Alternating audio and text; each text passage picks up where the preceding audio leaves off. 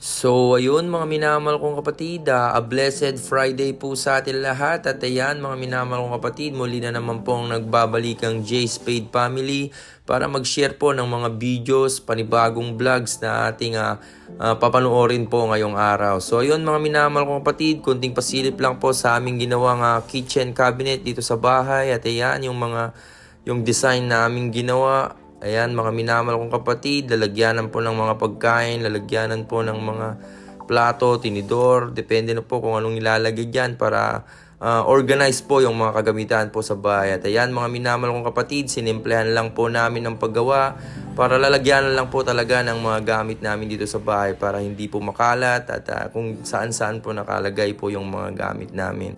So ayun mga minamahal kong kapatid, sa mga makakapanood po ng video po na ito, sana inyong matapos po para magkaroon po kayo ng mga idea kung paano namin ginawa tong cabinet po na ito. So ayun mga minamahal kong kapatid, mag-enjoy lang po kayo sa panonood at sana po ay makatulong po itong video na to.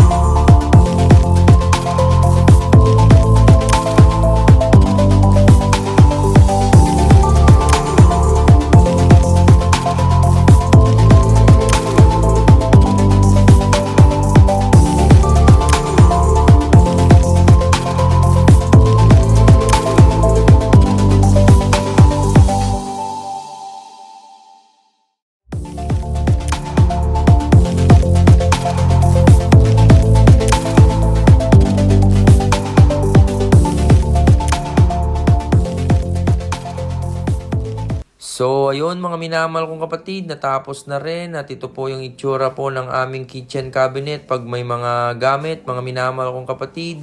So, ayun mga minamahal kong kapatid, maraming salamat po sa pagsama at sa mga nakatapos po ng video po na ito hanggang sa uli. Maraming salamat po at sana po ay like, share, subscribe nyo na rin po itong aming YouTube channel at i-click nyo na rin po yung notification bell para updated pa rin po kayo sa mga susunod pang mga video. So, ayun mga minamahal kong kapatid, maraming salamat po and God bless.